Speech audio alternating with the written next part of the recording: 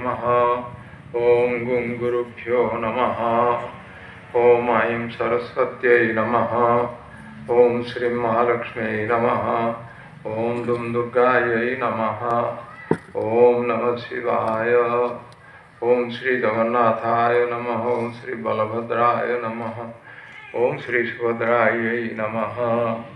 ओं नमो नारायणाय। ओं श्री रामाय नमः। ओं श्री कृष्णाय नमः।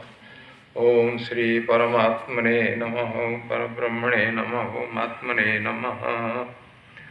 ओं वक्रतुंड महाकाय सूर्यकोटि समप्रभ निर्विघ्नं कुरु मे देव सर्वकार्येषु सर्वदा।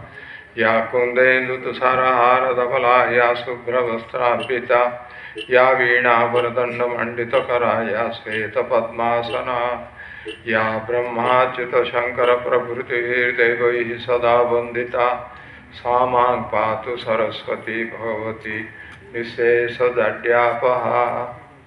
नमः शिवानन्दाय गुरवे सच्चिदानन्दमूर्तये निष्प्रपञ्चाय शान्ताय निरालम्बाय तेजसे नित्यशुद्धं निराभासं निराकारं निरञ्जनं नित्यबोधं चिदानन्दं गुरुं ब्रह्म नमाम्यहम्।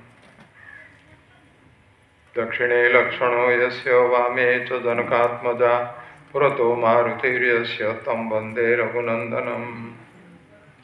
वसुदेवसुतं देवं कंसचाणूरमर्दनं देवकी परमानन्दं कृष्णं वन्दे जगद्गुरुं।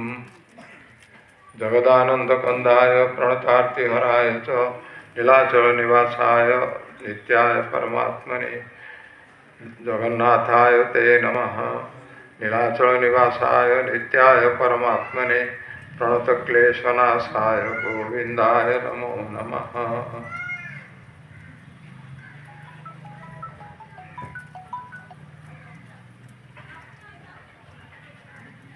ओंकारं बिन्दुसंयुक्तं नित्यं ध्यायन्ति योगिनः कामदं मोक्षदं चैव ओंकाराय नमो नमः।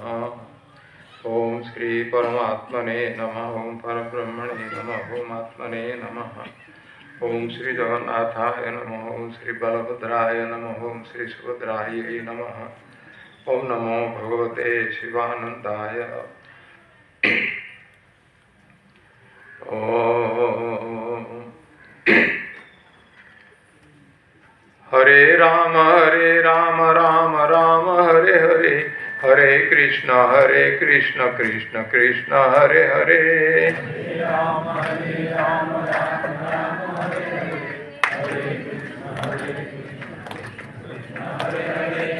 हरे राम राम हरे हरे हरे कृष्ण कृष्ण कृष्ण हरे हरे। हरे राम राम राम हरे हरे हरे कृष्ण कृष्ण हरे हरे। हरे राम राम राम हरे हरे हरे कृष्ण कृष्ण कृष्ण हरे हरे। हरे राम राम राम हरे हरे हरे कृष्ण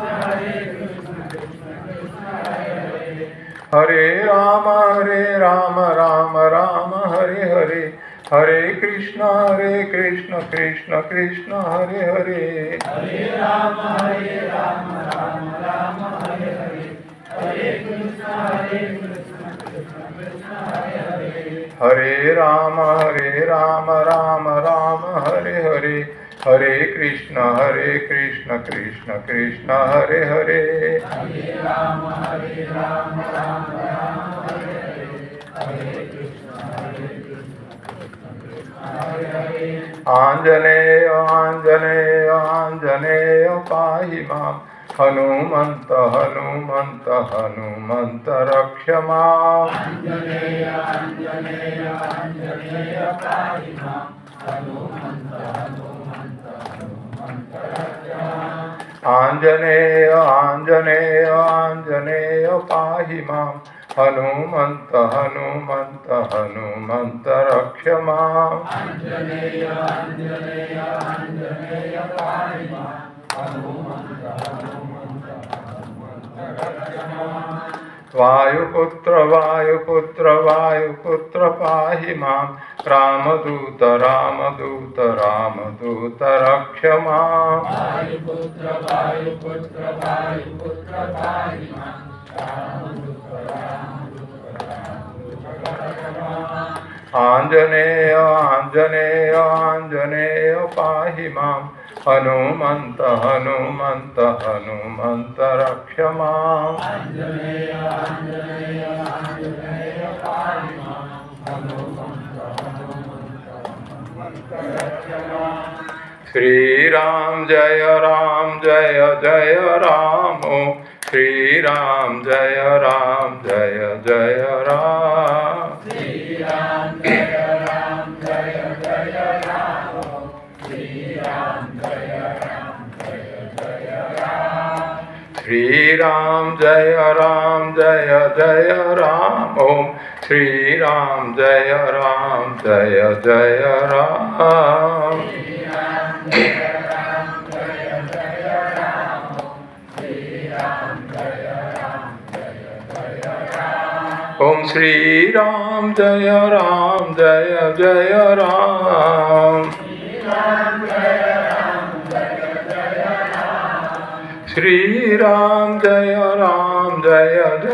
राम श्री राम जय जय राम ओम श्री राम जय जय राम श्री राम जय जय राम श्री राम जय जय राम ओम श्री राम जय जय राम जगन्नाथ जगन्नाथ जगन्नाथ पाहि मां महाबाहु महाबाहु महाबाहु रक्ष मां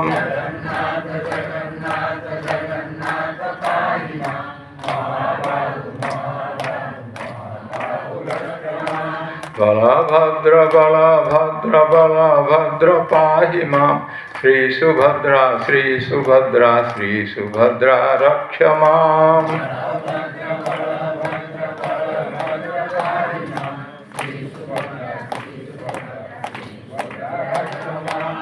सद्गुरुदेव सद्गुरुदेव सद्गुरुदेव पाहि मां शिवानंद शिवानंद शिवानंद रक्ष मां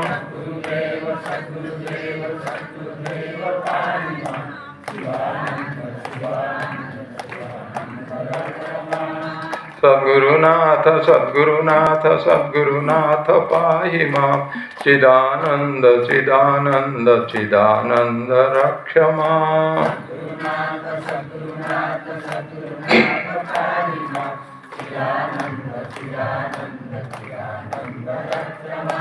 ओम ओम ओम ओम ओम ओम विचार ओम ओम ओम ओम भज ओंकार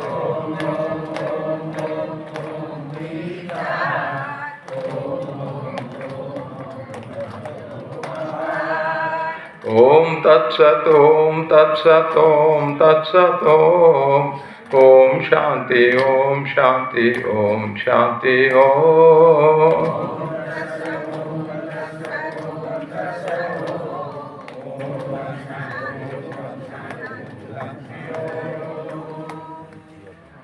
सद्गुरु स्वामी शिवानंद जी महाराज की जय सद्गुरु स्वामी चिदानंद जी महाराज की जय जगन्नाथ महाप्रभु की जय बलभद्र भगवान की जय सुभद्रा देवी की जय सब संतन की जय सब भक्तों की जय दिव्य जीवन संघ खलिकोट शाखा की जय नमः पार्वती पतये हर हर महादेव।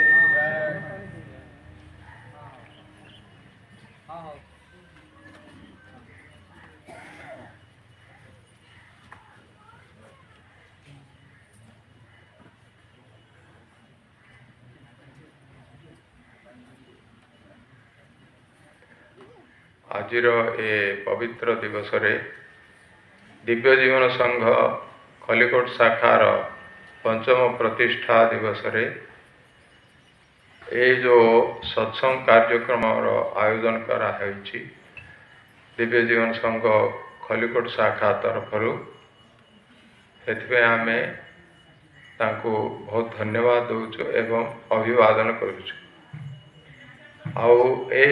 उपलक्ष्य आपण माने सब दिव्य जीवन संघर समस्त शाखा मानकठू सब जेते भक्त माने आछंती भक्तिमती माताए माने आछंती अन्यान्य सबू जे भक्तवृंद ये उपस्थित अछंती समस्त को ए सेवकर परम प्रणाम।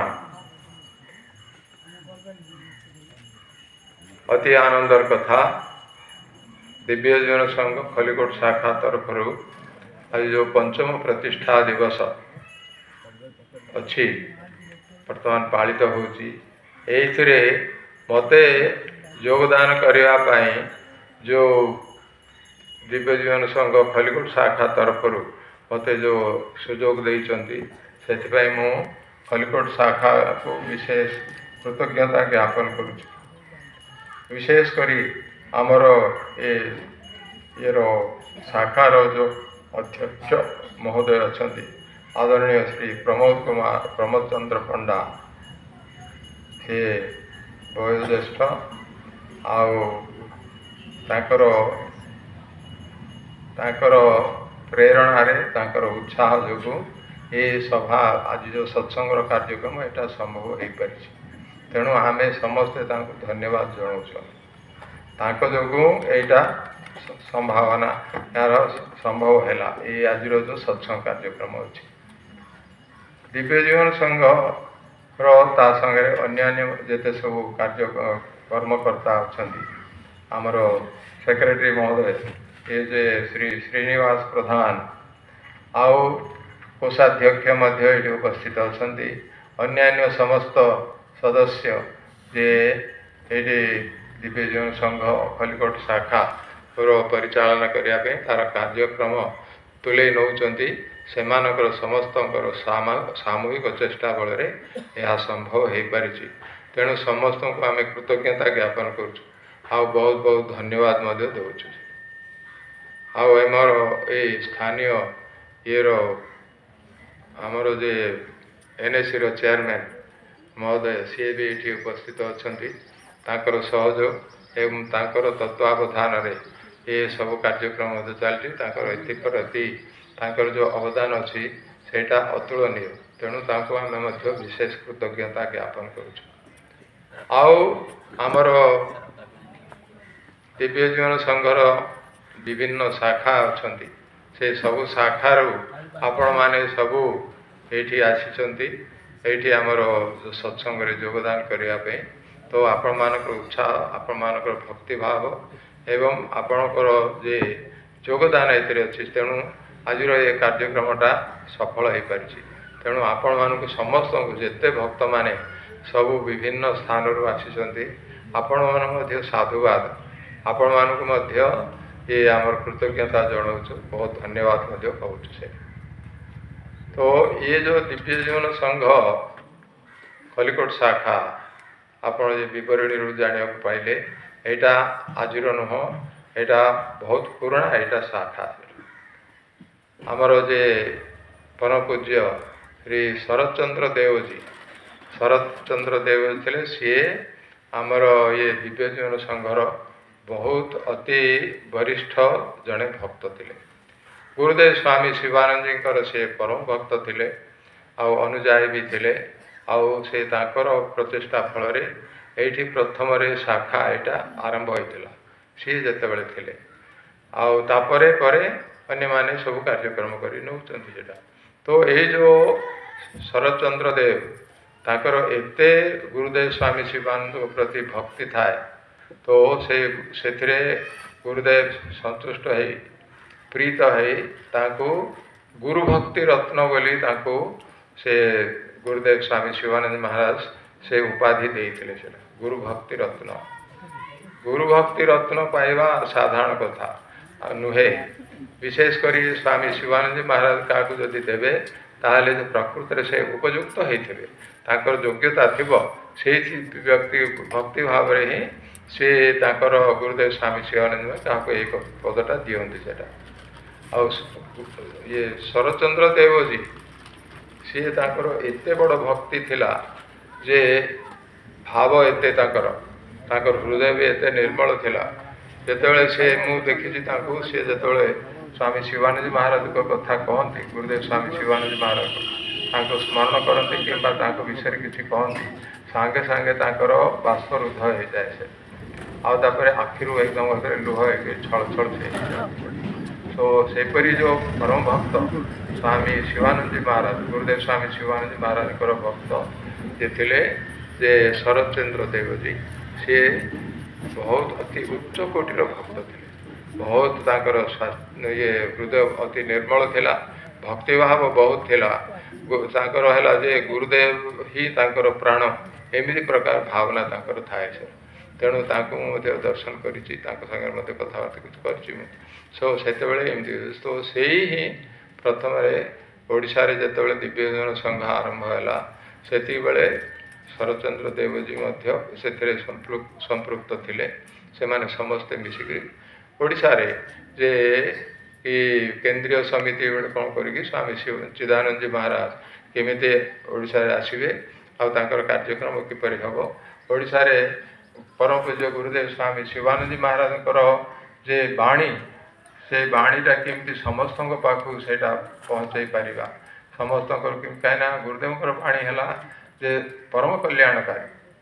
ଜଣେ ଯଦି ସେ ଜାଣିଗଲା, ଠିକ୍ ଭାବରେ ବୁଝିନେଲା ଗୁରୁଦେବ ସ୍ୱାମୀ ଶିବାନନ୍ଦ ମହାରାଜ କ'ଣ ତାଙ୍କର ଉପଦେଶ ଅଛି, ସେହି ଅନୁସାରେ ଯଦି ଜାଣିଗଲା, ତାପରେ ତା ଅନୁସାରେ ଯଦି ନିଜକୁ ଜୀବନ ଯିଏ ଚଳେଇଲା, ତାହେଲେ ସିଏ ଧନ୍ୟ ହେଇଯିବ। ସିଏ ତା ଜୀବନର ଲକ୍ଷ୍ୟ ଯାହା ସିଏ ହେଇଯିବ, ଆଉ ଗୁରୁଦେବ ସ୍ୱାମୀ ଭଗବାନଙ୍କର ଅତି ପରମ ଭକ୍ତ ହେଇପାରିବ ସେଇଟା। ତ ସ୍ୱାମୀ ଶିବାନନ୍ଦ ମହାରାଜଙ୍କର ବାଣୀରେ, ତାଙ୍କର ଉପଦେଶରେ ଏତେ ତାଙ୍କର ଶକ୍ତି ଥିଲା, ଏତେ ତାଙ୍କର ଭାବ ଥିଲା, ସମସ୍ତେ ସେଥିରେ ଉଦ୍ବୁଦ୍ଧ ହେଇଯାଆନ୍ତି। ତ ସେଇଟା କିପରି ଆମେ ସବୁ ଜାଗାରେ କରିବା, ପ୍ରଚାର କରିବା, ଓଡ଼ିଶାରେ ବିଶେଷ କରି। ତେଣୁ ସେଥିପାଇଁ ବୋଲିକି ଆମର ସେ ପରମ ପୂଜ୍ୟ ଶ୍ରୀ ଶରତଚନ୍ଦ୍ର ଦେବଜୀ, ତାଙ୍କର ଅତି ବଡ଼ ଅବଦାନ ଅଛି। ତାଙ୍କର ଗୁରୁନିଷ୍ଠା ସେଇଟା ସେ ତା'ର ରୂପାନ୍ତର ନାହିଁ, ତା'ର ଅନ୍ୟ କୌଣସି କଳ୍ପନା ଅତୀତ ସେଇଟା। ତାଙ୍କ ଭଳିଆ ଆଉ ଗୋଟେ ଅତି ବିରଳ ସେମିତି ଯେଉଁ ଥିଲେ, ସେ ହେଉଛନ୍ତି ଯେ ଶରତଚନ୍ଦ୍ର ଦେବଜୀ। ସିଏ ପ୍ରକୃତରେ ଆମର ଏଇଠି ଆର୍ଟ ସ୍କୁଲ ଥିଲା, ଖଲିକୋଟର ଆର୍ଟ ସ୍କୁଲ, ଏବେ ବି ସେ ଆର୍ଟ ସ୍କୁଲ ଅଛି, ଆର୍ଟ କଲେଜ ବୋଧେ ହେଇଥିବ। ତ ସେଇଥିରେ ବର୍ତ୍ତମାନ ସେ ପ୍ରଥମରେ ଆରମ୍ଭ କରିଥିଲେ, ସେ ଏଇଠି ପ୍ରିନ୍ସିପାଲ ଥିଲେ। ଖଲିକୋଟର ଯେ ଆର୍ଟ ସ୍କୁଲ, ଯେ କଳା ସ୍କୁଲ ଯେଉଁ ଅଛି ସେଇଟା, ସେ ସ୍କୁଲରେ ସିଏ ତାଙ୍କ ପ୍ରିନ୍ସିପାଲ ଥିଲେ। ସେ ପ୍ରଥମେ ଏଇଠି ଆମେ ଆରମ୍ଭ କରିବା ବୋଲି ସେଇଠି ଆରମ୍ଭ କରିଥିଲେ। ତେଣୁ ଦିବ୍ୟଜନ ସଂଘ ଖଲିକୋଟ ଶାଖାରେ ସେଇ ଦିନଠୁ ଆମର ତା'ର ଆରମ୍ଭ ହେଇଛି, ସେଇଟା ଏଟା ବଡ଼ କଥା। ତେଣୁ ଦିବ୍ୟଜନ ସଂଘ ଖଲିକୋଟରେ ଆଉ ବହୁତ ଅଛି, ପୁରୁଣା ଭକ୍ତମାନେ ସବୁ ଏଥିରେ ସେ ସବୁ ଏଥିରେ ଭାଗ ନେଇଛନ୍ତି। ତାକୁ ଦିବ୍ୟଜୀବନ ସଂଘକୁ ସବୁବେଳେ ସୁରକ୍ଷିତ କରି କିପରି ଆହୁରି ଜୀବନ୍ତ କରି କେମିତି ରଖିବା, ସେମାନଙ୍କର ଅବଦାନ ବହୁତ ଅଛି ସେଇଟା। ତେଣୁ ଆଜିର ଏ ପବିତ୍ର ଦିବସରେ ତାଙ୍କୁ ଆମେ ସ୍ମରଣ କରିବା କଥା। ତାଙ୍କର ସ୍ମରଣ କଲେ ହିଁ ଆମର ଜୀବନ ପରିବର୍ତ୍ତନ ହେଇଯିବ, ଏମିତି ସେ ଭକ୍ତ ସବୁ ଥିଲେ। ତେବେ ଏ ଯେଉଁ ଦିବ୍ୟଜୀବନ ସଂଘ ଖଲିକୋଟ ଶାଖା ତରଫରୁ ଆଜିର ଯେ କାର୍ଯ୍ୟକ୍ରମ ଅଛି, ଏଇଟା ଅତି ଉତ୍ତମ କଥା। ଆପଣମାନଙ୍କୁ ସମସ୍ତଙ୍କୁ ବିଶେଷ ଧନ୍ୟବାଦ। ଆଉ ଏଇଥିରେ ଆଜିର କାର୍ଯ୍ୟକ୍ରମ ପାଇଁ ବୋଲିକି ଆମର ଶ୍ରୀଯୁକ୍ତ ପ୍ରମୋଦ ଚନ୍ଦ୍ର ପଣ୍ଡା, ଯିଏକି ଏଠିକାର ସଭାପତି ଅଛନ୍ତି, ସିଏ ହିଁ ଏଥିପାଇଁ ଦାୟୀ। ସିଏ ଆମକୁ କହିଥିଲେ ଥରେ, ସ୍ୱାମୀଜୀ ଆପଣ ଯଦି କେତେବେଳେ ହେବ ଏଇଠିକି ଟିକେ ଆସିବେ, ଏ ଖଲିକୋଟ ଶାଖା ଅଛି ସେଇଟାକୁ ଟିକେ ଆସିବେ। ଆଗରୁ ବହୁତ 3-4 ବର୍ଷ ହେଲା ସେ କହିଲେଣି, କିନ୍ତୁ ସେଇଟା କେବେ ହେଲେ ସମ୍ଭବ ହେଇପାରୁନଥିଲା। ଦେଖିବା ଏମିତି କରି ମୁଁ କହୁଥିଲି। ଆଉ ଗଲାଥର ଏ ମାସରେ ଯେ ପ୍ରଥମ ଯେତେବେଳେ ଏଠିକି ଆସିଲେ ଭୁବନେଶ୍ୱର, ସେତିକିବେଳେ ଆମର ସେଇ ପ୍ରମୋଦ ଚନ୍ଦ୍ର ପଣ୍ଡାଜୀ ଆଉ ତାଙ୍କର ଭଉଣୀ ଯେ କମଳା ମାତାଜୀ, ସେ ଦିହେଁ କରିକି ସେଇଠି ପହଞ୍ଚିଲେ। ସ୍ୱାମୀଜୀ ଆପଣ କେମିତି ଗୋଟେ ଏଥର ଆପଣ ଚିନ୍ତିଥିଲେ ଯିବାକୁ ପଡ଼ିବ। ଆଉ ତାଙ୍କର କଥା ହେଉଛି ଯେ ଇଏର ଖଲିକୋଟ ଶାଖାର ତା'ର ଯେ ପ୍ରତିଷ୍ଠା ଦିବସ ବା ତା'ର ଆମର ଯେଉଁଟା ଆରମ୍ଭ ହେଇଥିଲା ସେଇଟାର ତା'ର ବାର୍ଷିକ ଉତ୍ସବ ଅଛି, ଆପଣ ଟିକେ ଆସିଲେ ଭଲ ହେଇଥାନ୍ତା ବୋଲି। ତେଣୁ ସିଏ ଯେତେବେଳେ କହିଲେ ଯେ ଆମର ପ୍ରମୋଦ ଚନ୍ଦ୍ର ପଣ୍ଡାଜୀ ସେ ତେଣୁ ସେଇଟାକୁ ଆମେ ଆଉ ମନା କରିପାରିଲୁ ନାହିଁ। କହିଲେ ହଉ ଯିବା, ଆଗରୁ 2 ଥର 3 ଥର ତ କହିସାରିଲେଣି, ଏଥର ତିରି ଯିବା ବୋଲିକି। ଆଉ ମାତାଜୀ ମଧ୍ୟ ଯେ ତାଙ୍କର ଭଉଣୀ ଯେ ସିଏ ବି ମଧ୍ୟ ଦିହେଁ ମିଶିକରି, ମାତାଜୀ ବେଶୀ କଥାବାର୍ତ୍ତା କରନ୍ତିନି କିନ୍ତୁ ତଥାପି ସେ ଯାହା ଯେତିକି କହନ୍ତି ସେତିକି ଯଥେଷ୍ଟ ସିଏ କରିକି। ତ ସେମିତି ହେଇକରି ବର୍ତ୍ତମାନ ଆମେ ଆସିବାର ଏଠି ଆମକୁ ସୁଯୋଗ ମିଳିଛି। ତେଣୁ ତାଙ୍କୁ ପ୍ରମୋଦ ଚନ୍ଦ୍ର ପଣ୍ଡାଙ୍କୁ ଏବଂ ତାଙ୍କର ଭଉଣୀ ଯେ କମଳା ମାତାଜୀ ତାଙ୍କୁ ମଧ୍ୟ ବିଶେଷ ଧନ୍ୟବାଦ ଆମେ ଦେଉଛୁ। ତେବେ ଦିବ୍ୟ ଜୀବନ ସଂଘର ଆମ ଯେଉଁ ଏଇଟା ବର୍ତ୍ତମାନ ଅଛି ଏଠି ଯେ ଗୁରୁଦେବ ସ୍ୱାମୀ ଶିବାନନ୍ଦ ମହାରାଜ ଦିବ୍ୟ ଜୀବନ ସଂଘ ସ୍ଥାପନା କଲେ। ସେ ଦିବ୍ୟ ଜୀବନ ସଂଘର ଏକମାତ୍ର ଲକ୍ଷ୍ୟ ହେଲା ଯେ ସମସ୍ତଙ୍କୁ କିପରି ଭଗବତମୁଖୀ କରିକି ଆମେ ନେବା, ଭଗବାନଙ୍କ ଆଡ଼କୁ ସମସ୍ତେ କିପରି ଯିବେ, ସେଇଟା ହେଉଛି ଗୁରୁଦେବ ସ୍ୱାମୀଙ୍କର ଶିବାନନ୍ଦ ମହାରାଜଙ୍କର ସେଇଟା ତାଙ୍କର ଲକ୍ଷ୍ୟ ଥିଲା। ସେ ନିଜେ କୌଣସି ସଂଘ ସ୍ଥାପନା କରିବା ପାଇଁ ତାଙ୍କ କେବେ ହେଲେ ଇଚ୍ଛା ନଥିଲା, କିନ୍ତୁ ଘଟଣାକ୍ରମେ ଯେ ହଠାତ୍ ସେ କଲେ ଯେ ଜଣେ କିଏ ତାଙ୍କୁ ଭକ୍ତ ଜଣେ କହିଲେ ଯେ ସ୍ୱାମୀଜୀ ଆପଣ ଏକୁଟିଆ ନିଜେ ଜଣେ କେତେ କାମ କରିପାରିବେ, କେତେ ଆପଣ ଲୋକଙ୍କୁ ଆପଣ ପାଖକୁ ଯାଇପାରିବେ ବା କେତେ ଜଣଙ୍କୁ ଆପଣ ପ୍ରଭାବିତ କରିପାରିବେ। ଆପଣ ଯଦି ଗୋଟେ କିଛି ଅନୁଷ୍ଠାନ କରିବେ, କିଛି ଯଦି ଗୋଟେ ସଂଘ ଭଳିଆ କିଛି ଅନୁଷ୍ଠାନ କରିବେ, ତାହେଲେ ତାର ମାଧ୍ୟମରେ ଆପଣଙ୍କର ବାଣୀ ସବୁଆଡ଼େ ପହଞ୍ଚି ପାରିବ, ଆପଣଙ୍କ ସେବା ବି ବହୁତ ଅଧିକ ହେଇପାରିବ, ଅତି କମ୍ ସମୟରେ ବହୁତ କଥା ଆପଣ ସେଟା କରିପାରିବେ। ତେଣୁ ସିଏ କହିଲେ ଯେ ଗୋଟେ ସଂଘ କରିବା କଥା ବୋଲି ସିଏ ଜଣେ ଭକ୍ତ କହିଲେ। ତ ସେତିକି ବେଳେ ସେ ଗୁରୁଦେବ ସ୍ୱାମୀ କହିଲେ ହଁ ଠିକ୍ କଥା, ବହୁତ ଭଲ କଥା ଆପଣ କହିଲେ ବୋଲି ତାଙ୍କୁ କହିଲେ। ସେ ଜଣେ ଓକିଲ ତାଙ୍କର ସାଙ୍ଗ ଥିଲେ, ଭକ୍ତ ଜଣେ ଥିଲେ। ତ ସିଏ ଲାହୋର ଯାଇଥିଲେ, ଲାହୋରରୁ ଫେରିଲା ବେଳକୁ ଅମୃତସର ପାଖରେ ଏଇଟା ଯେତେବେଳେ ହେଲା ସେତେବେଳେ କହିଲେ ଯେ ଆଚ୍ଛା ସେମିତି ହେଲେ ଠିକ୍ ହେବ ଯେ ଆମେ ଆଉ କାହିଁକି ଡେରି କରିବା, ସେ ସାଙ୍ଗେ ସାଙ୍ଗେ ଆମେ କରି ସେଇଦିନ ସେ ଆଗକୁ ଆମ ଋଷିକେଶ ଫେରିବାର ଥିଲା, କିନ୍ତୁ ସେ ସେଇ ଅମୃତସରରେ ଓହ୍ଲେଇଗଲେ, ଏଇଠି ଆମେ ଓହ୍ଲେଇବା, ଆଜି ହିଁ ଆମେ ରେଜିଷ୍ଟ୍ରେସନ୍ କରିବା। ସାଙ୍ଗେ ସାଙ୍ଗେ ସେ କରିକି କ'ଣ ନାଁ ଦେବା, ଦିବ୍ୟ ଜୀବନ ସଂଘ।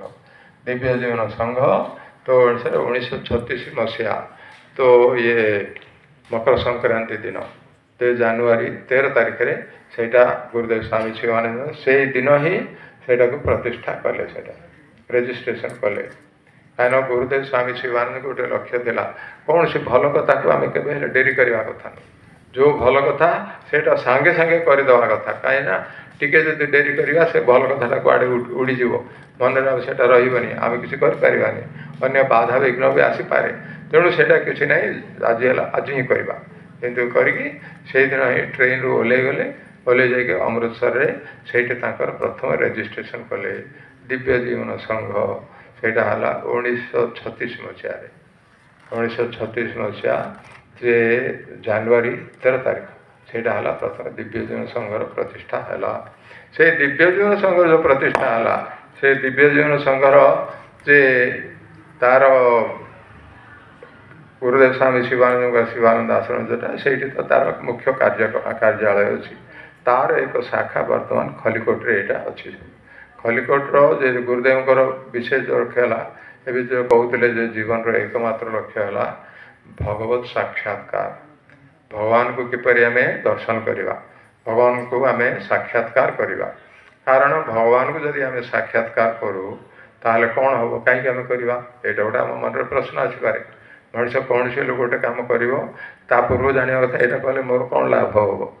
ପ୍ରତ୍ୟେକ ବ୍ୟକ୍ତି ଆମେ ସବୁବେଳେ ଦେଖୁ, କିନ୍ତୁ ଭଗବାନ ଯଦି ଆମେ ସାକ୍ଷାତକାର କରିବା ତାହାର କ'ଣ ଲାଭ ହେବ ଆମେ ଭଲିକି ଜାଣିବା କଥା। ଦେଖନ୍ତୁ ଆମେ ସଂସାରରେ ଜୀବନରେ ଆମେ ଅଛେ, ଆମକୁ ବହୁତ ସଂସାରରେ ଦୁଃଖ କଷ୍ଟ ବହୁତ ଭୋଗ କରିବାକୁ ପଡ଼ୁଛି ସମସ୍ତଙ୍କୁ, ପ୍ରତ୍ୟେକ ବ୍ୟକ୍ତି ପ୍ରତ୍ୟେକ ମଣିଷ ଯିଏ ଏଇଠି ସଂସାରରେ ଜନ୍ମ ନେଇଛନ୍ତି ତାଙ୍କୁ ଦୁଃଖ କଷ୍ଟ ଭୋଗ କରିବାକୁ ପଡ଼େ। ଜୀବନ ଆରମ୍ଭ କରିବାଠୁ ମଲା ଯାଏ ଆମକୁ ଦୁଃଖ ବହୁତ ଭୋଗ କରିବାକୁ ପଡ଼େ। ସେଥିପାଇଁ ଭଗବାନ ଗୀତା ନିଜେ କହିଛନ୍ତି ଏ ମଣିଷ ଜନ୍ମ ସଂସାରରେ ଯେଉଁ ଜନ୍ମ ଆମେ ନେବା ସେଇଟା ହେଲା ଦୁଃଖାଲୟମ୍ ଅଶାଶ୍ୱତମ୍। ଏଇଟା ହେଲା ଦୁଃଖାଲୟମ୍ ମାନେ ଦୁଃଖର ଭଣ୍ଡାର। ଆମେ ଜଗତ, ଆମେ ଏ ସଂସାର, ଯେଉଁ ଭିତରେ ଆମେ ସବୁ ଅଛେ ସେଇଟା ହେଉଛି ଦୁଃଖର ଭଣ୍ଡାର। ଏ ଯେଉଁ ଅବସ୍ଥାରେ କିଏ କହୁଛନ୍ତି? ଭଗବାନ ଶ୍ରୀକୃଷ୍ଣ ନିଜେ, ଭଗବାନ ନିଜେ ଗୀତାରେ କହିଛନ୍ତି ପୁନର୍ଜନ୍ମ ଦୁଃଖାଲୟମ୍ ଅଶାଶ୍ୱତମ୍। ଭଗବାନ ନିଜେ ଯେଉଁ ଜଗତଟାକୁ ସୃଷ୍ଟି କରିଛନ୍ତି, ସଂସାରକୁ ସୃଷ୍ଟି କରିଛନ୍ତି, ସେହି ବିଷୟରେ ଭଗବାନ କହୁଛନ୍ତି ଏଇଟା ହେଉଛି ଦୁଃଖର ଭଣ୍ଡାର। ଆଉ ଅଶାଶ୍ୱତ ଅର୍ଥାତ୍ କ୍ଷଣସ୍ଥାୟୀ। ଏଇଟା ସବୁଦିନ ପାଇଁ ରହିବନି, ଏଇଟା ଚିରନ୍ତନ ନୁହେଁ, ଏଇଟା ଶାଶ୍ୱତ ନୁହେଁ। ଏମିତି ମାନେ ବୁଝିବା କଥା। ଏଣୁ ଆମେ ସମସ୍ତେ ମନେ ରଖିବା କଥା ଯେ ଏ ସଂସାରରେ ଆମେ ଯେଉଁ ଅଛେ ଏଇଟା କିଛି ସମୟ କେବଳ ଆମେ ରହିପାରିବା। ଯେତେ ଦିନ ଯାଏ ଆମର ଜୀବନ ଅଛି ସେତିକି ଦିନ ଯାଏ ଆମେ ସଂସାରରେ ରହିଲେ। ଯେତେବେଳେ ଆମର କାର୍ଯ୍ୟକାଳ ଶେଷ ହେଇଯିବ, ଆମର ଆୟୁ ମଧ୍ୟ ଶେଷ ହେଇଯିବ, ସେତେବେଳେ ଆଉ ଏ ସଂସାରରେ ଜୀବନରେ ଆମେ ଚାହିଁଲେ ମଧ୍ୟ ଏଠି ରହିପାରିବା ନାହିଁ, ଆମକୁ ଛାଡ଼ିକି ଯିବାକୁ ପଡ଼ିବ। ଆଉ ସମସ୍ତଙ୍କର ଜୀବନ ଏଇଟା ସୀମିତ। ଏ ସୀମିତ ଜୀବନ ଭିତରେ ଯାହା କରିବା କଥା ସେଟା କରିବା। ତେଣୁ ଏଇଟା ହେଉଛି କ୍ଷଣସ୍ଥାୟୀ। ଆମେ ଯେତେ ଦିନ ଯାଏ ଅଛୁ ସେତେ ଦିନ ଯାଏ ଆମର ଏ ସଂସାର ଅଛି। ଆଉ ଯେତେବେଳେ ଆମେ ଯଦି ଆଖି ବନ୍ଦ କରିଦେବା ତାପରେ ଆଉ ଏ ସଂସାର ଆମ ପାଇଁ ରହିବ ନାହିଁ, ଆମର ଅନ୍ୟ କ'ଣ କିଛି ହେବ ସେଇଟା। ତେଣୁ ଏଇଟା ହେଲା ଯେ କ୍ଷଣସ୍ଥାୟୀ। ଆଉ ଦ୍ୱିତୀୟ କଥା ହେଲା ଏଇଟା ହେଉଛି ଦୁଃଖର ଭଣ୍ଡାର। ଆପଣ କହିବେ ଯେ ଆପଣ ଦୁଃଖ କାହିଁକି ଆପଣ କହୁଛନ୍ତି ଦୁଃଖର ଭଣ୍ଡାର କ'ଣ କହିଛି? ଖାଇବାକୁ ପିଇବାକୁ ବହୁତ ବଢ଼ିଆ ମିଳୁଛି, ଆରାମ ଅଛି, ଘର ଗୋଟେ ଅଛି, ଆଉ ପରିବାରରେ ମଧ୍ୟ ସମସ୍ତେ ଅଛନ୍ତି। ସବୁ ଆମର ପରିବାର ଅନ୍ୟ ସଦସ୍ୟ ସବୁ ଆମେ ଏକାଠି ଅଛୁ, ବହୁତ ମଜାରେ ଆମେ ଅଛୁ। କ'ଣ ଆମେ କାହିଁକି ଏଇଟା ଦୁଃଖର ଭଣ୍ଡାର ବୋଲି କହିଲା? ଦୁଃଖ ତ ଆମେ ଜାଣୁନୁ, କିନ୍ତୁ ତା ନୁହଁ। ଏ ଯେଉଁଟା ଆମେ ସୁଖ ଚାହୁଁଛେ ପାଉଛେ ଆମେ, ଏଇଟା କ'ଣ ସବୁଦିନେ ରହିବ? ଏ ସୁଖଟା କେବେ ନାହିଁ, କିଛି ସମୟ ପାଇଁ ଏ ସୁଖ ରହିଲା, ତାପରେ ଦିନେ ସୁଖ ଯେତେବେଳେ ଶେଷ ହୋଇଯିବ ତାପରେ କ'ଣ ହେବ? ସେ ସୁଖ ଆଉ ରହିବ, ତେଣୁ ଦୁଃଖ ଆସିବ। ସୁଖ ଦୁଃଖ ଏଇଟା ହେଉଛି ସଂସାର ଜଗତଟାକୁ ଭଗବାନ ସେମିତି କରିଛନ୍ତି। ଏଇଟା ହେଲେ ଯେ ଦ୍ୱନ୍ଦ୍ୱର ସଂସାର, ଅର୍ଥାତ୍ ଦୁଇଟା ସୁଖ ଅଛି ତା ସାଙ୍ଗରେ ଦୁଃଖ ବି ଅଛି। ଏଇଠି ଗରମ ଅଛି ତା ସାଙ୍ଗରେ ଥଣ୍ଡା ବି ଅଛି। ତ ଏମିତି ବିଭିନ୍ନ ପ୍ରକାର ଯେଉଁ ଏଇଠି ମାନ ଅଛି, ଲୋକେ ଆମକୁ ବହୁତ ସମ୍ମାନ କରିବେ ଆଉ କେତେବେଳେ ଅପମାନ ମଧ୍ୟ କରିବେ, ଗାଳି ଦେବେ। ସବୁ ଦୁଇଟା ଯାକ ସାଙ୍ଗେ ସାଙ୍ଗେ ରହିଛି ସବୁ। ତେଣୁ କୌଣସି ଜିନିଷ ଯେଉଁଟାକି ଆମକୁ ବହୁତ ଆମେ ଚାହୁଁଛୁ, ଆମର ଇଚ୍ଛା ଯେଉଁଟା ଅଛି ସେଇଟା ସବୁବେଳେ ଆମକୁ ମିଳିବ ନାହିଁ, କିଛି ସମୟ ମିଳିବ, ଆଉ ତାପରେ ସେଇଟା ସରିଗଲା ପରେ ଫେର ଆଉ ଥରେ ଦୁଃଖ ଆସିବ ସେଇଟା। ଏମିତି ଯଦି ହେବ ତାହେଲେ ଏଇଟାକୁ ଆଉ ଗୁରୁଦେବ ସ୍ୱାମୀ ଶିବାନନ୍ଦ ମହାରାଜ କହୁଛନ୍ତି ଏଇଟା ସବୁବେଳେ ସୁଖ ରହିବ, ବେଶୀ ସୁଖ ବୋଲି ନୁହଁ। ଏ ସଂସାରର ଯେଉଁ ୟାର ରୂପ ହେଲା, ପ୍ରକୃତ ରୂପ ହେଲା ଯେ ଟିକିଏ ସୁଖ ବହୁତ ଦୁଃଖ। କହନ୍ତି ଯେ an ounce of pleasure is mixed with tons of pain। ତାର ଅର୍ଥ ହେଲା ଯେ ଗୋଟେ ଛୋଟା କିମ୍ବା ଗୋଟେ ଆଉଁସର ଯେ ସୁଖ ଯଦି ଅଛି ତାହେଲେ ଆଉ ଗୋଟେ ମହଣ ଭଳିଆ ଗୋଟେ ଅଛି, ତାର ଦୁଃଖ ଅଛି। ଏଇଟା ହେଉଛି ସଂସାର। ତେଣୁ ପ୍ରକୃତରେ ଯିଏ କୌଣସି ବିଚାରବାନ ବ୍ୟକ୍ତି, ବୁଦ୍ଧିଶାଳୀ ଯେ ବ୍ୟକ୍ତି, ଆଉ ଯିଏ ତାର ଠିକ୍ ଭାବରେ ସତ କ'ଣ, କେଉଁଟା ଠିକ୍ କେଉଁଟା ନୁହଁ, ଆଉ ତାପରେ ଏଇଟା ପ୍ରକୃତରେ ସଂସାରର ରୂପ କ'ଣ, ଏ ବିଷୟରେ ଯିଏ ଟିକେ ବିଚାର କରେ, ଯାହାର ଟିକେ ବିବେକ ଜାଗ୍ରତ ହେଇଗଲା, ସେ ବୁଝିବ ଯେ ଏଇଟା ପ୍ରକୃତରେ ଯାହା ସୁଖ ଅଛି କେବଳ ଟିକିଏ ସୁଖ ଅଛି, ବହୁତ ଦୁଃଖ ଆମକୁ ଦେଖିବାକୁ ପଡ଼େ। ଭଗବାନ ଗୀତାରେ କହିଛନ୍ତି ଯେ କ'ଣ, ଜନ୍ମ ମୃତ୍ୟୁ ଜରା ବ୍ୟାଧି ଦୁଃଖ ଦୋଷାନୁଦର୍ଶନମ୍। ମଣିଷର ସେତେବେଳେ ଜ୍ଞାନ ବୋଲି ହେଲା ବୋଲି ଆମେ ଭାବିବା ଯେତେବେଳେ ସେ ମଣିଷ ଏ ସଂସାରରେ ଜନ୍ମ ମୃତ୍ୟୁ ଜରା ବ୍ୟାଧି ଦୁଃଖ ଦୋଷାନୁଦର୍ଶନମ୍, ଯେତେବେଳେ ମଣିଷ ଜାଣିପାରିବ ଯେ ଏ ସଂସାରରେ ଏ ଜୀବନରେ ମୋତେ ଜନ୍ମ ଅଛି, ଦିନେ ଜନ୍ମ ହେଇଛି, ତାପରେ ମୃତ୍ୟୁ ଅଛି, ଦିନେ ମୋତେ ମରିବାକୁ ପଡ଼ିବ, ଆଉ ତାପରେ ଫେର ବାର୍ଦ୍ଧକ୍ୟ ଅବସ୍ଥା ଆସିବ, ବୁଢ଼ା ବୁଢ଼ୀ ଆମେ ସବୁ ହେବା ଦିନେ, ଆଉ ଫେର ଯେ ରୋଗ ବ୍ୟାଧି ମଧ୍ୟ ଏଇଠି ଅଛି ସବୁ। ଏତେ ସବୁ ତ ଲାଗି ରହିଛି, ଯେତେବେଳେ ସୁଖ କାହିଁ ଏଇଟା? ପ୍ରକୃତରେ ସେଇଟା ସୁଖ ନାହିଁ, ଟିକେ ସୁଖ ଅଛି, କିନ୍ତୁ ଏତେ ସୁଖ ସାଙ୍ଗରେ ବହୁତ ଆମର ଦୁଃଖ ଏଇଠି ଅଛି। ଭଗବାନ ଗୀତାରେ କହିଛନ୍ତି। ଆଉ ଏ ଯେଉଁ ସୁଖ ଅଛି ଆମ ସଂସାରରେ, ଯେଉଁ ସୁଖଟା ଆମେ ପାଉଛୁ ସେଇଟା କେବଳ ବିଷୟ ସୁଖ। ତ ଆମ ଇନ୍ଦ୍ରିୟ ଦ୍ୱାରା ଆମେ ସଂସାରର ସବୁ ସୁଖ ଅନୁଭବ କରୁଛୁ। ତ ଏ ଯେଉଁ ସଂସାରରେ ଆମର ଅଛି ଯେ ଯେତେ ସବୁ ସୁଖ ବୋଲି ଆମେ ଭାବୁଛୁ ସେଇଟା ହେଉଛି ଆମ ଇନ୍ଦ୍ରିୟର ସୁଖ। ଏ ଇନ୍ଦ୍ରିୟ ସୁଖ କ'ଣ? ଆମେ ଆଖିଟା ଦ୍ୱାରା ଅଛି, ଭଗବାନ ଦେଇଛନ୍ତି। ଏ ଆଖିରେ ଆମକୁ ଗୋଟେ ଭଲ ଜିନିଷ ଦେଖିବା ପାଇଁ ଭଲ ଲାଗେ, ସେଟା ସୁନ୍ଦର ଜିନିଷ ଦେଖିବା ପାଇଁ, ତାହେଲେ ସେଇଟା ଗୋଟେ ଇନ୍ଦ୍ରିୟର ସୁଖ। ସେମିତି ଖାଇବା ପାଇଁ ଭଗବାନ ଆମକୁ ଜିଭଟା ଦେଇଛନ୍ତି, जीव द्वारा यहाँ मिठा खटा सब प्रकार जिनस आम से अनुभव करा इंद्रियर कार्य इंद्रिय कले आमको से सुखर अनुभूति होची किंतु ये जो संसार रे सुख अच्छी ये सुख विषय भगवान निजे कहते गीतार ये ही संस्पर्शजा भोगा दुख जौनय एवते आद्यंतवंत कौंतेय नौते सुरमते बुद्धा भगवान गीतार अर्जुन कहते संसार रे जहाँ सब सुख अच्छी से सबू केवल इंद्रिय जनित सुख इंद्रिय तार जो इंद्रियर वस्तु अच्छी विषय अच्छी तार संस्पर्श आसिले आमको से सुख मिले से किंतु सी कहते जे ही संस्पर्शदा भोगा दुख जो एवते जोटा आमर इंद्रिय द्वारा जिते सब आम संसार रे सुख पाचे सुख बोली आम जोटा भावचे से दुखर कारण दुख जो एवते प्रथम टे सुख लगे तापर आमको बहुत दुख से मिल जी जड़े व्यक्ति बुद्धिमान व्यक्ति जार विवेक अच्छी से विचार कर कौन प्रकृत सुख जदि प्रकृत सुख होते सबुदिन ये सुखटा रही था दुख कहीं सुखर कहीं अंत हो सुख पर दुख कहीं आसुच्ची सुख पर दुख जो आसने से प्रकृत सुख नुह भगवान से कहले जे संसार रे जिते सुख अच्छी सबू ए सबू सुख केवल इंद्रिय आउ इंद्रियर विषयर संस्पर्श तार सुखटा अनुभव हुए सी कहले यहाँ हूँ दुख जो यहाँ हूँ दुखर कारण सुख चलीगले आमको बहुत दुख हम से जो सुखटा आमको अच्छी आम चाहूँ सब से सुखटा से सुखटा जब न रमर मन दुख आसो से स्वाभाविक कथा समस्ते तेणु भगवान निजे कहते जोटा आमको सुख बोली आम भावुचे आम पाखे सुख अच्छी आमको सुख दौची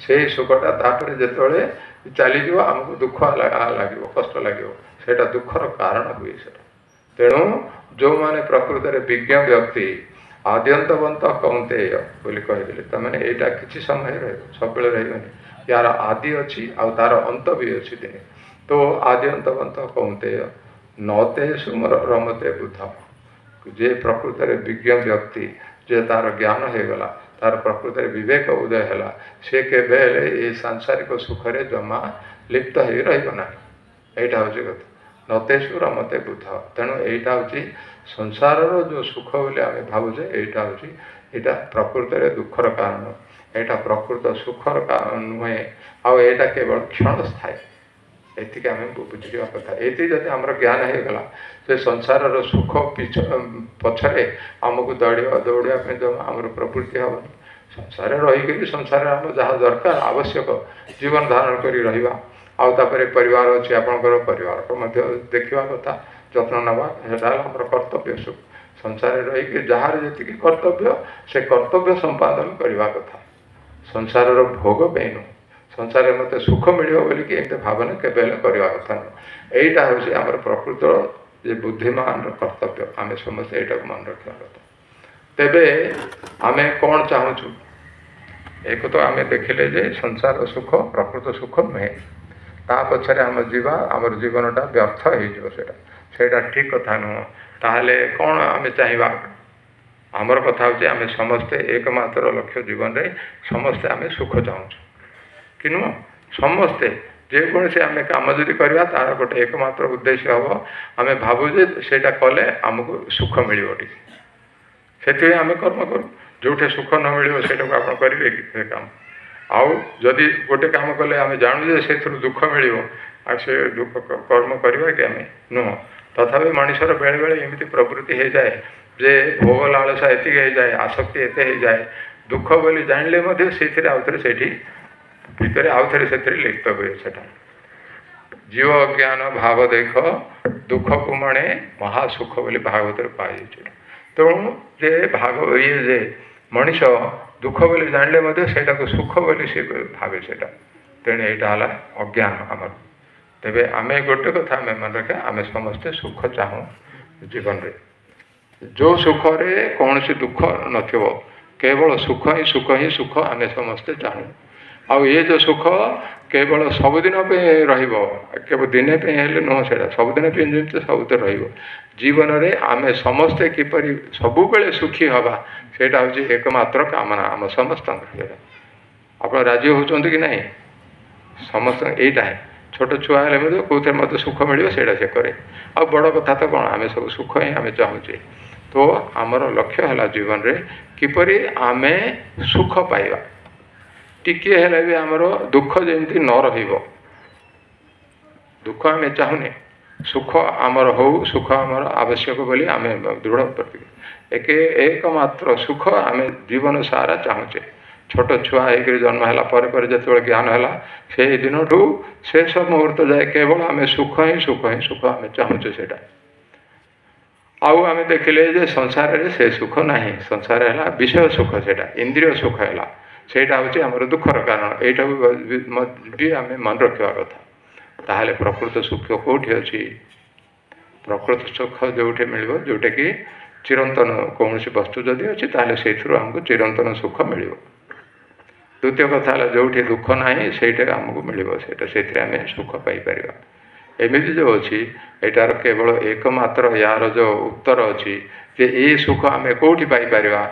ଏହି ସୁଖ କେବଳ ଭଗବାନଙ୍କ ପାଖରେ ଅଛି, ସଂସାରରେ ନାହିଁ। ସଂସାରରେ କୌଣସି ବ୍ୟକ୍ତି କୌଣସି ବସ୍ତୁ ଆମକୁ ସେ ସୁଖ ଦେଇପାରିବ ନାହିଁ, ଆଉ କେବଳ ଭଗବାନଙ୍କ ଠାରେ ଅଛି। ତେଣୁ ତାହେଲେ ଆମର ସୁଖ ପାଇବା ପାଇଁ ବୋଲି, ଚିରନ୍ତନ ସୁଖ ପାଇବା ପାଇଁ ବୋଲି, ଦୁଃଖରୁ ଆମେ ସବୁବେଳେ ମୁକ୍ତ ହେବା ବୋଲି ଆମେ ଯେଉଁ ଚାହୁଁଛେ, ସେଇଟା କେଉଁଠି ମିଳିବ? କେବଳ ଭଗବାନ। ଭଗବାନଙ୍କ ଛଡ଼ା ଆଉ କେଉଁଠି ହେଲେ ଆମକୁ ଏଇଟା ମିଳିବ ନାହିଁ, ଆଉ କେଉଁଠି ଏଇଟା ନାହିଁ। ସଂସାରରେ ନାହିଁ, ଆମର ଜୀବନରେ ମଧ୍ୟ ଅନ୍ୟ କୌଣସି ବସ୍ତୁକୁ ଆମେ ପାଇପାରିବାନି। ଏଇଟାକୁ ଆମେ ଦୃଢ଼ ଭାବରେ ଆମେ ସେଇଟାକୁ ସିଦ୍ଧାନ୍ତ କରିକି ଆମେ ମନରେ ରଖିବା କଥା। ତାହେଲେ ଭଗବାନଙ୍କ ପାଖରେ ଯଦି ଯେଉଁ ସୁଖ ଆମେ ଚାହୁଁଛେ, ସେ ସୁଖ ଯଦି ଭଗବାନଙ୍କ ପାଖରେ ହିଁ ଅଛି, ତେବେ ଆମର କ'ଣ ଲକ୍ଷ୍ୟ ହେବା କଥା ଜୀବନରେ? ଜୀବନରେ ଆମେ ଲକ୍ଷ୍ୟ ହେଲେ ଭଗବାନ। ଭଗବାନଙ୍କ ପାଖକୁ ଯଦି ଆମେ କୌଣସି ପ୍ରକାରେ କୌଣସି ଉପାୟରେ ଭଗବାନ ପାଖରେ ଯଦି ଆମେ ପହଞ୍ଚି ପାରିବା, ଭଗବାନ ପାଖକୁ ଚାଲିଯିବା, ତାହେଲେ ଆମକୁ ସେଇ ସୁଖଟା ମିଳିବ ସେଇଟା। ତେଣୁ ଗୁରୁଦେବ ସ୍ୱାମୀ ଶିବାନନ୍ଦ ମହାରାଜ, ପରମ ପୂଜ୍ୟ ଗୁରୁଦେବ ସ୍ୱାମୀ ଶିବାନନ୍ଦ ଏଇଟା କହିଛନ୍ତି, ଜୀବନର ଲକ୍ଷ୍ୟ ହେଲା ଭଗବତ ସାକ୍ଷାତକାର। ଭଗବାନଙ୍କୁ ଆମେ କିପରି ପାଇବା, ଏଇଟା ହେଉଛି ଆମର ଏକମାତ୍ର ଲକ୍ଷ୍ୟ, ଏକମାତ୍ର କାମ୍ୟ। କାରଣ ଏଇଥିରେ ହିଁ ଆମେ ପ୍ରକୃତ ସୁଖ ଯେଉଁଟା ଆମେ ଚାହୁଁଛେ, ସେ ସୁଖଟା ଆମକୁ ମିଳିବ ସେଇଟା। ଆଉ ଗୋଟେ ମନେ ରଖିବା କଥା ଯେ ଏ ଯେଉଁ ସୁଖ ଯେ ଭଗବାନଙ୍କୁ ପାଇବା ପାଇଁ ହେଲେ ଏଇଟା ହେଉଛି, ଏଇଟା କେବଳ ମଣିଷଙ୍କର ହିଁ ତାଙ୍କର ଅଧିକାର ଅଛି। ଅନ୍ୟ କୌଣସି ଜୀବ ଏ ସୁଖ ପାଇପାରିବ ନାହିଁ। ମଣିଷ ଯେ ଦେବତା ଅଛନ୍ତି, ଦେଖନ୍ତୁ, ଯେ ଦେବତା ମାନେ ସ୍ୱର୍ଗରେ ଅଛନ୍ତି। ଆମେ ଭାବୁଛେ ଯେ ସ୍ୱର୍ଗକୁ ଚାଲିଗଲେ ବହୁତ ବଢ଼ିଆ ହେବ, ଆମକୁ ବହୁତ ସେଇଠି ସୁଖ ମିଳିବ ବହୁତ ସବୁବେଳେ। ଦେବତାମାନଙ୍କର ଦୁଃଖ କିଛି ନାହିଁ, ଦୁଃଖ ମାନେ ସେମାନେ ଅନୁଭବ କରନ୍ତି ନାହିଁ। ତେଣୁ ସିଏ ଯେତେବେଳେ ଆମେ ସ୍ୱର୍ଗକୁ ପଳେଇଲେ ଭଲ ହେବ ବୋଲି କହୁଛନ୍ତି, କିନ୍ତୁ ତାହା ପ୍ରକୃତ ସତ୍ୟ ନୁହଁ। ସ୍ୱର୍ଗକୁ ଗଲେ କ'ଣ ସବୁଦିନ ଆପଣ ସେଇଠି ରହିପାରିବେ? ସ୍ୱର୍ଗକୁ ମଣିଷ କାହିଁକି, ଜୀବ କାହିଁକି ସ୍ୱର୍ଗକୁ ଯାଏ? ଜୀବ ସ୍ୱର୍ଗ ଏଇଠି ଯାହା କିଛି ଭଲ କାମ କରିଥିବ, ପୁଣ୍ୟ କାମ ଯାହା କରିଥିବ କିଛି, ଆଉ ସେ କାମଟା ହିଁ ବି ମନରେ କିଛି କାମନା ବାସନା, ସୁଖ ମୁଁ ପାଇବି ବୋଲି ଇଚ୍ଛା କରିକି ଯେତେବେଳେ ଯାଇଥିବ, କିମ୍ବା ମୋ ସ୍ୱର୍ଗକୁ ଯିବି ବୋଲିକି ଇଚ୍ଛାରେ ଯଦି ଯିଏ କର୍ମ କରିଥିବ, ସେ ପୁଣ୍ୟର ଫଳରେ ସେ ସ୍ୱର୍ଗକୁ ଯିବ। ସବୁଦିନ ପାଇଁ ସେଇଟା ରହିପାରିବେନି। ସେଇଟା କହୁଛନ୍ତି ଯେ ଯେତେବେଳେ ଆମର ପୁଣ୍ୟଟା ସରିଯିବ, ଫେର ଆଉ ଥରେ ଏ ମର୍ତ୍ତ୍ୟମଣ୍ଡଳକୁ ଆସିବାକୁ ପଡ଼ିବ। ଏଇଟା କ୍ଷୀଣେ ପୁଣ୍ୟେ ମର୍ତ୍ତ୍ୟ ଲୋକମ୍ ବିଶନ୍ତି ବୋଲି ଭଗବାନ ଗୀତାରେ କହୁଛନ୍ତି।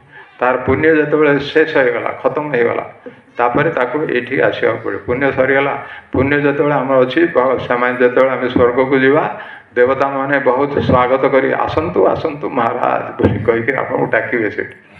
କିନ୍ତୁ ଯେତେବେଳେ ପୁଣ୍ୟ ସରିଗଲା, ତୁମର ପୁଣ୍ୟ ସରିଗଲା ବୋଲି ଧକ୍କା ଦେଇକି ସେଠୁ ବାହାର କରିଦେବେ ସେଇଟା। ତେଣୁ ସ୍ୱର୍ଗ ମଧ୍ୟ କିଛି ସମୟ ପାଇଁ ମଧ୍ୟ ହିଁ ଆମେ ରହିପାରିବା। ଯେତେ ଦିନ ଯାଏ ଆମର ପୁଣ୍ୟ ଅଛି, ସେତେ ଦିନ ଯାଏ ଆମେ ସେଇଠି ରହିପାରିବା। ତାଠୁ ଗୋଟିଏ ମୁହୂର୍ତ୍ତ ମଧ୍ୟ ଅଧିକ ରହିବନି। ଆଉ ସେଇଟା ଯଦି ସେମିତି ଅଛି, ତାହେଲେ ଯେତେବେଳେ ଆମର ପୁଣ୍ୟ ସରିଗଲା, ଫେର ଆଉ ଥରେ ମର୍ତ୍ତ୍ୟମଣ୍ଡଳକୁ ଆସିବାକୁ ପଡ଼ିବ। ଏଇ ଜଗତକୁ ଆସିଲେ ଫେର ଆଉ ଥରେ ସେଇ ଦୁଃଖ କଷ୍ଟ ଯେଉଁ ଆମେ ଏଇଠି ଭୋଗ କରୁଛେ ବର୍ତ୍ତମାନ, ଫେର ଆଉ ଥରେ ଆମକୁ ସେଇଟା କରିବାକୁ ପଡ଼ିବ। ତାହେଲେ ସ୍ୱର୍ଗକୁ ଗଲେ ଆମର କ'ଣ ଲାଭ?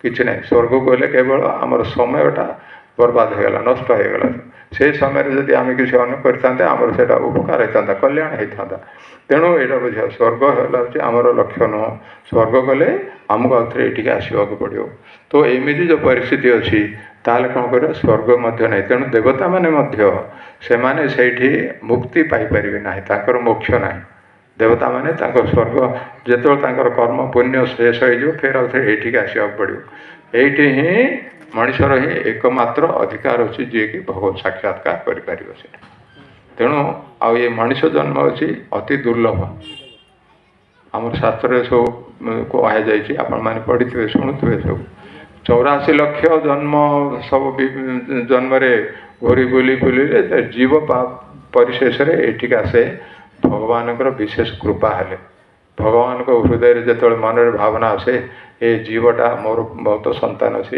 ये बहुत से दुख कष्ट सहिलाणी ताको वर्तमान टिके ये पृथ्वी को ताको मर्त्यमंडल को ताको टे नेबी बोली से मर्त्यमंडल मनीष ताको जन्म दिंतु तेणु से जो मनीष जन्म है अति दुर्लभ गोटे तो मन रखा कथा केवल मनीषर ही यहीटा अधिकार भगवत साक्षात्कार जोटा अच्छे सेटा ही मोक्ष मोक्ष भगवत साक्षात्कार यहाँ अलग अलग जिनस नुह भगवान को दर्शन करें मोक्ष निश्चय आम पाइबा आ मोक्ष है जोटा कि आमर जन्म मृत्यु जो चक्र अच्छी से आम सबुदिन उद्धार हो जन्म मृत्यु चक्र है कहीदेले मनीष जो जन्म है दिने ताको मृत्यु होगा पड़ो मरला फिर आउ थे संसार को आसवाक पड़े भगवान गीतार कहते जात ही ध्रुव मृत्यु ध्रुवम जन्म मृत हे अर्जुन जी ये संसार में जन्म ग्रहण कर दिने ताको मरवाक पड़ो आउ जी मर फिर आउ थे संसार को आसवाक पड़े तार पुनर्जन्म अच्छी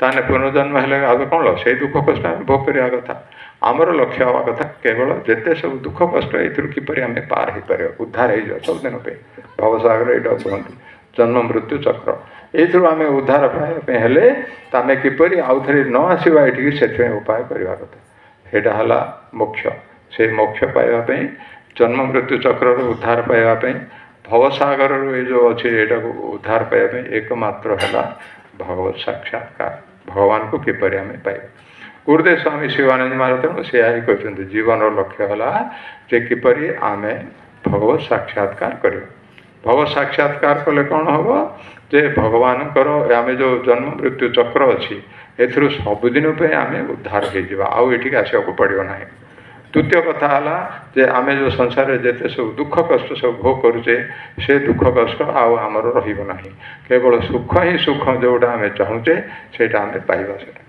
ये जो सुख अच्छी जेटा यहाँ को मोक्ष कहते जे परम सुख भगवत साक्षात्कार मोक्ष ये सब एक जिनस विभिन्न दृष्टिकोण या देखा कथा जे ये जो सुख ये अच्छी से मोक्ष पाइले आमर कौन लाभ हम से कहु शास्त्र रे महापुरुष मैंने कहते जे सर्व दुख निवृत्ति सबु दुखर आमर उद्धार आम पाइपर मुक्ति पाइपर सर्व दुख निवृत्ति थे भगवत साक्षात्कार किंबा जदि आम मोक्ष पाइबा ताहले एटा आमको पाइबा आम चाहिए आम समस्त चाहूचे दुखर किपर सबुदिन पूर्ण मात्रा आम मुक्त हो पार से केवल मोक्ष बा भगवत साक्षात्कार द्वारा सर्व दुख निवृत्ति आ द्वितीय आमर लाभ कौन हम परमानंद प्राप्ति ते परम आनंद परम सुख जोटा आम चाहूचे से सुखटा केवल ये ही हम भगवत साक्षात्कार किंबा मोक्ष द्वारा मुक्ति एक ही कथा आ तृतीय तार लाभ हम जे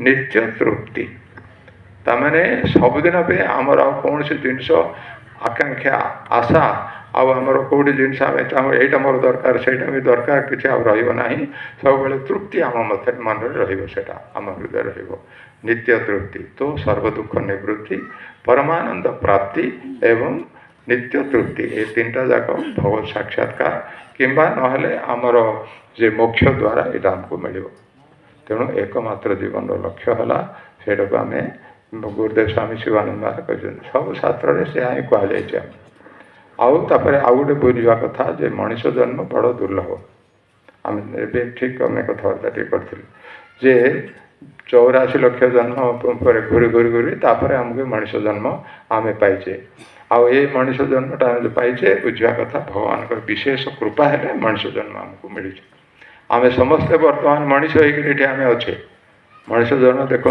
मनीषर जिते सब ज्ञान अच्छी जिते सब इंद्रिय जिते सब मानसिक शक्ति अच्छी अन्य कौन से ये जीवर ना सेटा तेणु यहाँ हूँ सबुठ भगवान को विशेष कृपा है आम से तेणु आम सब किपरि कौन आमर परम कल्याण किपरि हम आम किपरि परम सुख आम पाइबा दुखर सबुदिन किपरि उद्धार हवा ये सब आमर जो विचार होता मनुष्यर विवेक यहाँ विचार शक्ति भगवान को विशेष कृपा जोटा कि मनुष्यर ही अच्छी मनुष्य जन्म बड़ दुर्लभ थे मनुष्य जन्म जदि आम पाइले तापर ये जदि आम मनुष्य जन्म चलीगले तापर कौन करेंगे केवे भाव कथा नुह फेर आउ थे आमको मनुष्य जन्म मिल जाव यहाँ जन्म किसी हो पारानी कि जाए से नहीं आर जन्म आम करदे आर जन्म मनुष्य जन्म पाइबे बोलिक किसी अच्छी ग्यारंटी अच्छी कहीं कहीपर मनुष्य जन्म आम अच्छे बर्तमान आमर बर्तमान अधिकार आम जहाँ चाहवा ये जीवन आम कर किंतु थरे ये चलीगला सब आम निज निजर कर्म जहाँ आम कर आमर आग जन्म हो तेणु कौन सी तार ये ना जे निश्चित जे थरे मनुष्य जन्म पाले आसंता थर मध्य मनुष्य जन्म आम पाइबा कहीं कहीपर ना तेणु कौन करवा कथा तेणु गुरुदेव स्वामी शिवानंद महाराज कहते जहाँ अच्छी ये करवा कथा यही जन्म ही कर गुरुदेव स्वामी शिवानंद महाराज कहते it is difficult to get a human birth therefore try your best to realise in this birth Gurudev कहले स्वामी शिवानंद महाराज ये मनुष्य जन्म अति दुर्लभ बहुत कष्ट आमको मनुष्य जन्म मिले यहाँ साधारण कथा नुह आउे तेणु यही जन्म ही तुम्हें भगवत साक्षात्कार किपर कर से तुम्हें देखा it is difficult to get a human birth therefore try your best to realise in this birth यही जन्म ही भगवत साक्षात्कार केमती करदेवी से विषय तुम्हें चेष्टा कर गुरुदेव स्वामी शिवानंद महाराज कहते यहीटा ही तुम कर्तव्य या छड़ा अन्य किसी कर्तव्य ना अन्य सब संसार में कर्तव्य अच्छे से तो सामूहिक साधारण कथा सामूहिक सेगुड़ा सब किंतु सेटा प्रकृत आमर कर्तव्य नुह कि प्रकृत आम लक्ष्य नुह तेणु मनुष्य जन्म पाई किपर ये जन्म ही आम साक्षात्कार किपर करवा आम समस्ते यहाँ मन रखा कथा आमर यहाँ ही निश्चय हवा कथा गुरुदेव स्वामी शिवानंद यहाँ हूँ उपदेश विशेषकर आमर दिव्य जीवन संघर जिते सब सभ्य अच्छा माँ मैंने अच्छा भाई मैंने अच्छा आम समस्ते गुरुदेव यही जो बाणीटा सब बेले आम मन रखा कथा करके आम जीवनटा ये कटेवा कथा बाकी सब गौण जदिव आवश्यक सेटा सब गौण आउ केवल जीवन में जदि किसी आम कर भगवत साक्षात्कार कर सेटा हूँ आमर मनुष्य जन्म प्रकृत आम प्रकृष्ट तार उपयोग सेटा बोली बुझा कथा सेटा ही आमर एकमात्र लक्ष्य एकमात्र कामना एकमात्र आमर कर्तव्य कर्म करवा कथा गुरुदेव कहले therefore try your best to realise in this birth यही जन्म ही तुम्हें भगवत साक्षात्कार करने चेष्टा कर यहीटा ही तुम एकमात्र कर्तव्य this is your duty foremost duty therefore do it now गुरुदेव स्वामी शिवानंद महाराज कहते यहीटा ही तुम कर्तव्य यहीटा ही परम कर्तव्य यहीटा ही तुम सबुठ उच्च कर्तव्य यहाँ अच्छी फोरमोस्ट ड्यूटी यहाँ हूँ अति अग्राधिकार यहाँ अच्छे therefore try your best to realise in this birth यही जन्म आम कर and do it now do not postpone सी भी कहती जे सेटा वर्तमान ही कर आम जो मन आम शक्ति अच्छी इंद्रिय आखि भल कि देखिपे कान भल कि शुणी पारे खाइले किसी हजम करें दांत अच्छी ये सब थाइला बेलू एगुड़ा सब कम करवा कथा आपर बुढ़ा है आम कौन कर आम से शक्ति नथिबो किसी तेणु जिते दूर संभव एपटू ही आरंभ करदे यहाँ है मुख्य कर्तव्य या कर्तव्य मन रखी आम समस्त आमर इच्छा आमर लक्ष्य सब एथि लगेवा कथा समस्त शक्ति एथि करवा कथा आउ आपण मैंने समस्ते संसार अच्छा परिवार अच्छा परिवार प्रति जहाँ कर्तव्य से तो करवा कथा से अवहेला करवा उचित नुह किंतु संसार आमको सुखर कारण बोली केबेले बुझे ना मन रखिए ना समस्त प्रति आम कर्तव्य करवा कथा परिवार अच्छा आपण मैंने आपण परिवार अच्छा सहित आम रहा कथा प्रति जहाँ कर्तव्य परिवार जहाँ जी जे अच्छा समस्त प्रति आमर जहाँ कर्तव्य अच्छे से आम करवा कथा ଆଉ ସଂସାରରୁ କିଛି ଆଶା କରିବା କଥା ନୁହଁ। ଆଉ ସଂସାରରେ ମୋତେ ସୁଖ ମିଳିବ ବୋଲି ସେଇଟା କେବେ ହେଲେ ଆଶା କରିବା କଥା ନୁହଁ। ସେଇଟା ହେଉଛି ଆମର ଭୁଲ ଧାରଣା। ସେଇଟା ହେଲେ ଆମେ ହିଁ ନିରାଶ ହେବା। ସମୟ ସବୁ ସେଥିରେ ହିଁ ଚାଲିଯିବ। ଜୀବନଟା ମଧ୍ୟ ଏମିତି ହେଇକରି ଆମ ହାତରୁ ଚାଲିଯିବ, କିଛି ଆଉ କରିପାରିବେନି। ତେଣୁ ଗୁରୁଦେବ ସ୍ୱାମୀ ଶିବାନନ୍ଦ କହିଛନ୍ତି ଏବେ ହିଁ ବର୍ତ୍ତମାନ କର, ତାମାନେ ପ୍ରତିଦିନ କରିବ, ଏବେଠୁ ହିଁ କାମ ଆରମ୍ଭ କରିଦିଅ, ସାଧନା କରି। ତେବେ କ'ଣ କରିବା କଥା, କେମିତି ଆମେ ଭଗବତ ସାକ୍ଷାତକାର କରିବା, ସେଇଟା ହେଉଛି ଆମର ଲକ୍ଷ୍ୟ, ଜାଣିବା କଥା। ଗୁରୁଦେବ ସ୍ୱାମୀ ଶିବାନନ୍ଦ ମହାରାଜ ଅତି ସରଳରେ ସେ କହୁଛନ୍ତି ଯେ ଆମେ ସମସ୍ତେ ଭଗବାନଙ୍କୁ ସାକ୍ଷାତକାର କରିବା ପାଇଁ ଆମେ ସଂସାରରେ ରହିକି ମଧ୍ୟ ଆମେ କ'ଣ କରିପାରିବା, କ'ଣ କଲେ ଆମେ ଭଗବାନଙ୍କୁ ସାକ୍ଷାତକାର କରିବା। ଏ ବଡ଼ ବଡ଼ କଥା କହିବା କିଛି ଦରକାର ନାହିଁ। ଆମେ ଏତିକି କରିବା କଥା ଯେ ଗୁରୁଦେବ ସ୍ୱାମୀ ଶିବାନନ୍ଦ ଏତିକି କହୁଛନ୍ତି ଯେ ତାହା ନିଜ ନିଜର ଯାହା ସବୁ କର୍ତ୍ତବ୍ୟ ଅଛି ସଂସାରରେ କରିବ। ଆମେ ସଂସାରରେ କର୍ମ କରିବାକୁ ପଡ଼ିବ। ବିନା କର୍ମରେ ସଂସାରରେ କେହି ହେଲେ ରହିପାରିବ ନାହିଁ। ଏଇଟା କାମ ଯଦି ନ କରିବେ ତାହେଲେ ଆମକୁ ଖାଇବାକୁ କିଏ ଦେବ, ନିଜର ପରିବାର ଚଳେଇବେ କେମିତି? ଏଟା ତେଣୁ ସଂସାରରେ କର୍ମ କରିବାକୁ ପଡ଼ିବ ସମସ୍ତଙ୍କୁ। ବିଭିନ୍ନ ସ୍ତରରେ ଯିଏ ଯେଉଁ ସ୍ତରରେ ଅଛନ୍ତି ସମସ୍ତଙ୍କର ଯାହା ଯାହା କର୍ତ୍ତବ୍ୟ ଅଛି, କର୍ମ ଅଛି, ସେଗୁଡ଼ା ସବୁ କରିବାକୁ ପଡ଼ିବ। ସେଇଟା ହେଲା ପ୍ରଥମ କଥା। ନିଜ ନିଜର କର୍ତ୍ତବ୍ୟ